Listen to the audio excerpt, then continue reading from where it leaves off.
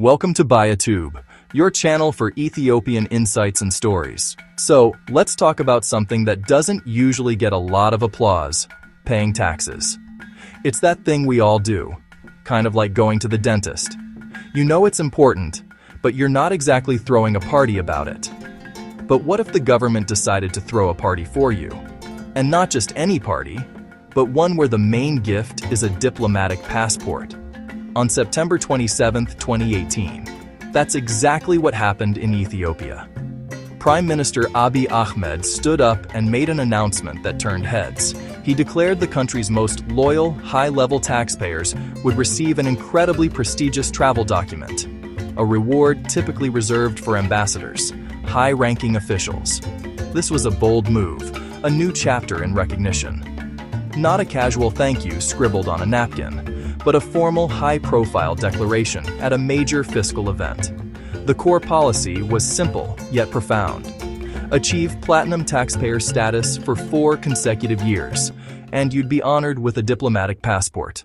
The stage for this major policy shift was the 7th annual Taxpayer Recognition Program, an event specifically designed to shine a spotlight on the individuals' companies who diligently follow the nation's tax laws. Held in Addis Ababa, more than just a ceremony, a platform to communicate the government's fiscal vision.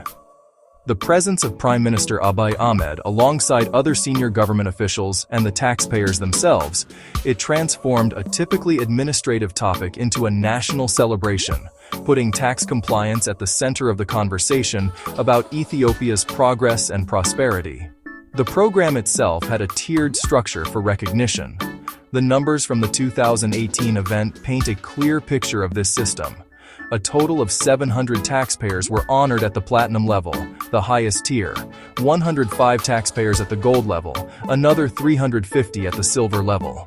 The criteria for these awards were straightforward: consistent compliance with tax regulations and the substantial size of their contributions, which directly fuel public services and infrastructure projects. At the very top of this recognition pyramid was a unique and highly exclusive group. Among the hundreds of platinum-level taxpayers, a special cohort of 30 was singled out for an even greater honor. These were not just one-time high achievers, they were the marathon runners of tax compliance.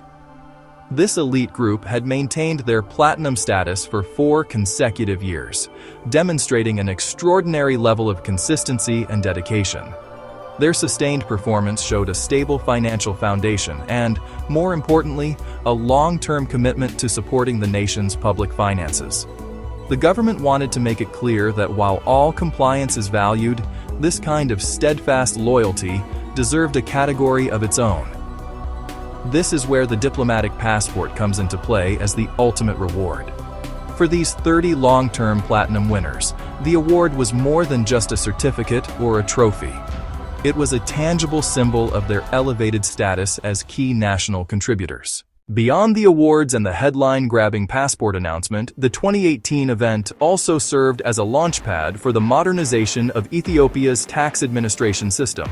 The government unveiled a suite of new technology tools designed to bring tax collection and management into the 21st century. This wasn't just cosmetic, it was a fundamental overhaul aimed at increasing efficiency, reducing errors, and combating fraud. The digital systems marked a shift from paper-based procedures to a streamlined approach to automated workflows and to greater transparency. These technologies promised benefits for taxpayers and for the tax authority. For citizens and for businesses, the tools aim to simplify filing and paying taxes. Ultimately, the decision to award diplomatic passports and the push to modernize the tax system are two sides of the same coin. Both initiatives are part of a larger strategy aimed at reshaping the relationship between the Ethiopian state and its taxpayers. It's a move away from a purely enforcement-based model which often feels adversarial towards a partnership model built on recognition, trust, mutual benefit. The government is signaling it wants to be a partner in success, not just a collector of revenue. This shift in tone is critical for fostering a sustainable culture of voluntary tax compliance, the bedrock of any modern, functioning economy. Why do these awards and gestures matter so much? Because they build trust. Citizens are more likely to contribute when they trust their money will be used wisely and when the system is fair. Publicly celebrating compliant taxpayers shows good behavior is seen and valued. Thanks for watching Bayatube. Subscribe for more Ethiopian insights.